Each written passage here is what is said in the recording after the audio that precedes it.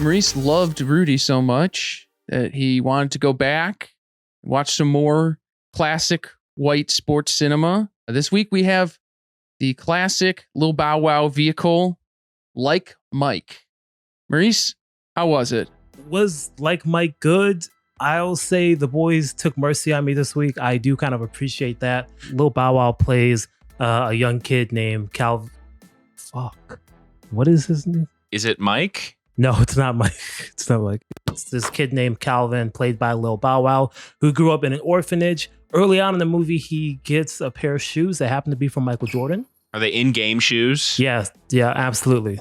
These turn out to be a magical pair of shoes that propel him into basketball superstardom as a teenager. That's the magic. That's why it's magical. That's why it allowed him to be an NBA superstar right away. And then, of course, he led his team, the Knights, to a championship, blah, blah, blah. And that's the story of the movie. You know, one thing I like about this movie is that at times it tried to subvert some really harmful tropes that we often see. One of those tropes that is typical of a movie like this is where you have a black athletic sort of jock character who isn't the smartest, but he's physically talented. And then he has sort of like a nerdy, small in stature, white sidekick who's really smart, gets them out of situations with their brain. This movie, however, thankfully didn't go that route. And the white sidekick in this movie was really sort of an afterthought. He was mostly irrelevant, as I believe white people should be in movies in general. So shout out to Like Mike for that. Another harmful trope that you usually see in movies like this, though, is where you have a big, black, dark-skinned bully who the protagonist, the white male protagonist, or sometimes women as well, have to overcome, especially in the beginning part of the movie, to establish themselves. And this movie, once again, sort of subverted that and kind of flipped the script. We do have a big white bully who the black male protagonist has to overcome. So that's a nice change of events. Another really cool part about this movie is the relationship between Calvin and his fellow superstar adult named Tracy, who ultimately becomes his adopted father, I guess. But they have a really cool relationship. It's a lot of really cute moments. One of which is where Tracy is teaching Calvin about geometry, and he uses triangle offensive plays as a way to do that. And that was really cool because for me, it kind of reminded me that, you know, teaching could be so much better if it wasn't so focused on indoctrinating black kids into the carceral state. And I really appreciated that about that specific moment for the movie. Question. Can I ask a question of you for this movie? How much is Michael Jordan in this movie? Michael Jordan is actually not in the movie at all. He's not in the movie at all. He's not in the movie at all. But you know who is in the movie is, like I said, Lil Bow Wow, not Bow Wow, because Lil Bow Wow is the 13, 14, 15-ish year old kid long before he became a woman-abusing cornball piece of shit. This is back in Lil Bow Wow's rap superstardom days. And I believe this was his big screen debut. And I'm not going to lie, he did a pretty decent job, especially for a kid. Kudos to him for that. Not so much kudos for all the other shit that he did after this. A legacy we can treasure of Lil Bow Wow and just that era. Now, another appearance, his oversight is seen and felt all throughout the movie. And that's a friend of Southpaws, current NBA commissioner Adam Silver, was the executive producer yes, he was the executive producer for Like Mike. And as our friend Nathan here aptly puts it, Adam Silver can be described as a handmaiden for capitalism. And that's important to note because although he is maybe a hero to the black community and all its players, because he's usually on the right side of social issues, as long as, of course, the money is also on the right side.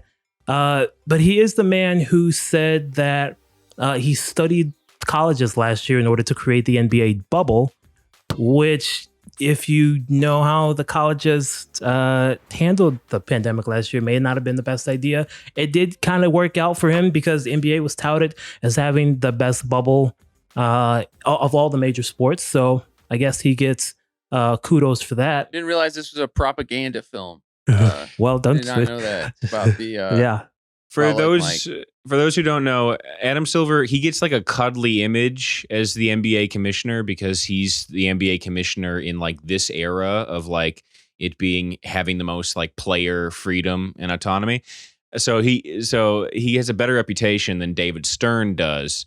But just to know, if they were switched by pure luck and chance, if Adam Silver was commissioning during the same time as David Stern, he would have done all the exact same things. The man goes with the flow. It's pure luck that he has a reputation that he does.